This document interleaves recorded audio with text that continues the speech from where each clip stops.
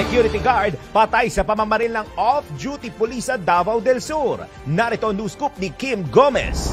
Dead on the spot ang isang security guard matapos barilin sa ulo ng off-duty na pulis sa loob ng bus sa Bansalan, Davao del Sur.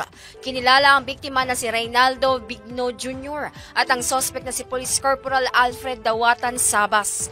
Ayon sa ulat, sakay ng bus ang suspect kasama ang kanyang asawa nang mapansin ng biktima na nagtatalo ang mga ito. Sinubukan pa umano ni Bigno na pakalmahin ang sitwasyon, ngunit sa halip na huminahon, binaril siya sa ulo ng suspect. Agad na binawian ng buhay si Bigno dahil sa insidente. Matapos ang pamamaril, tumakas ang suspect kasama ang kanyang asawa. Samantala, humingi naman ng tulong ang driver ng bus sa mga otoridad.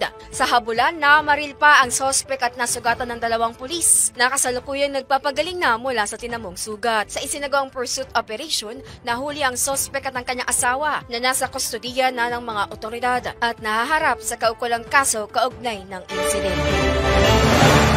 Thanks for watching. Ito po ang Aliw Broadcasting Corporation stations DWIZ 882, DWIZ News FM Regional, Home Radio 97.9, DWIZ News TV at Aliw Channel 23 nationwide. Kami po'y nagbabalita ng tama, naglilingkod ng tama. Like, subscribe, and follow.